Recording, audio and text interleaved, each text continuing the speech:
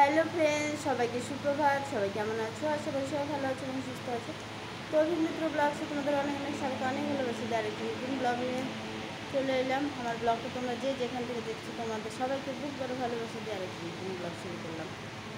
তো কালকের থেকে তো রোদ, আজকে আরও মনে হচ্ছে বেশি।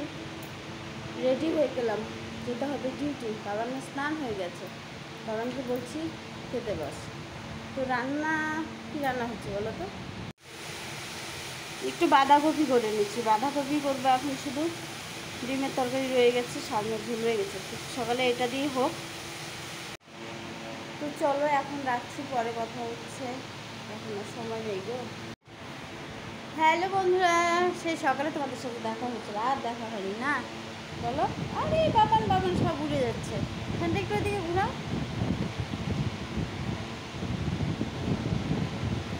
কমালেও হবে না, দেখো সব আর কথা বলা হয়নি সারাদিনে না, বলো লাঞ্চে ছিলাম তাও কথা বলতে পারি না। ঘরে আসার পরে এত কাজ থাকে যে ক্যামেরা অন করার টাইমই হয় না, বলো কী করবো, জীবনটা খুব কষ্টের। তো ঘরে এসেছি, ডিউটি ছেড়ে তো চলে এসেছি, অনেকক্ষণই হলো। আর বলো তো কি, কাজ টাজ হয়ে গেছে, সন্ধ্যাটা হয়ে গেছে। তোমাদের দাদা ভাই ডাক্তারের কাছে গেছে, তো বাবান পড়তে বসেছে, ওর পাশে আমি একটু বসেছি। দেখো সবাই প্রসাদ দিয়ে গেল, বলে বাবা প্রসাদ চল বেশ। তো প্রসাদ দিয়ে গেলে ভাবছি সন্ধ্যে টিফিন হয়নি, তো একটু প্রসাদ খেয়ে নিই, প্রসাদ খাওয়ার পর একটু কিছু খেয়ে নিই, খিদেও পেয়ে গেছে প্রচণ্ড। তারপর রান্না করতে হবে।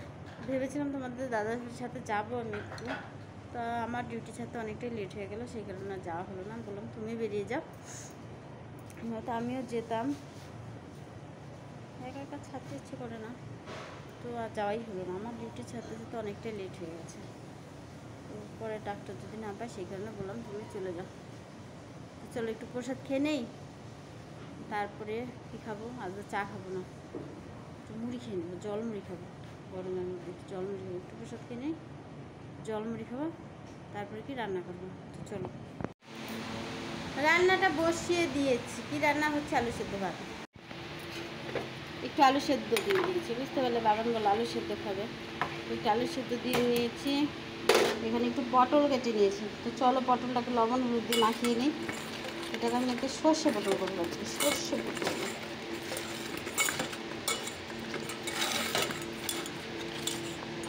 তেলটা গরম হয়ে গেছে, চলো পটলগুলো ছেড়ে দিই। পটলগুলোকে ভেজে নামিয়ে নেব।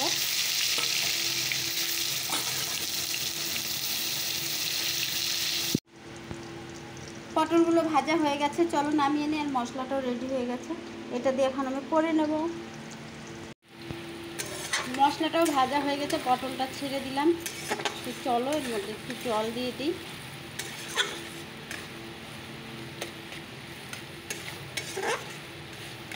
একদম গ্যাসটা কমিয়ে দিয়েছি।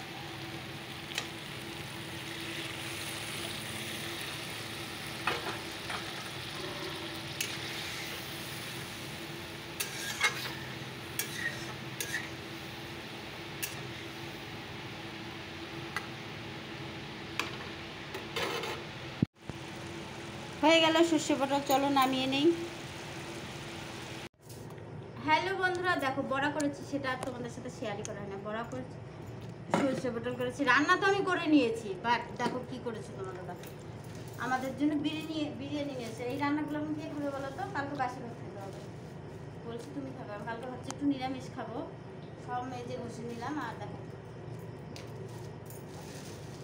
আমি বললাম বাবানের জন্য নিয়ে আসো, 2 প্লেট বিরিয়ানি নিয়ে এসছে। এখন ভাতটা রয়ে যাবে, সব কিছু নষ্ট হবে বলো। তাহলে আগে বললেই হতো, আমি রান্না করতাম না, তাহলে একটু রুটি নিয়ে আসতো, তাহলে তো হয়ে যেত সব, আর আমার রান্না করতে হতো না। এখন এগুলো খাওয়া দাওয়ার পর আমাকে এখন সব মেজে ঘুষে দিয়েছি, যাতে আমি কালকে একটু নিরামিষ খেতে। চল আগে তোমাদের দাদা ভাইকে খেতে দেবো, বাবান বিরিয়ানির জন্য অপেক্ষা করছে, বাবানকেই আগে দিয়ে দিই। ওপেনিং।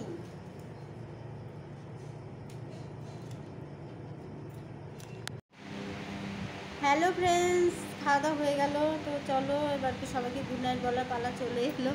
সারাদিন পর রাত আসে, রাতের পর আবার সকালে একই, আমার জীবন আর ভালো লাগে না বলো। তো যাই হোক, আজকে একটু মনটা খারাপই কি। পুরো এলবিটা করলাম, একটা ভিডিও দেওয়া হয়নি।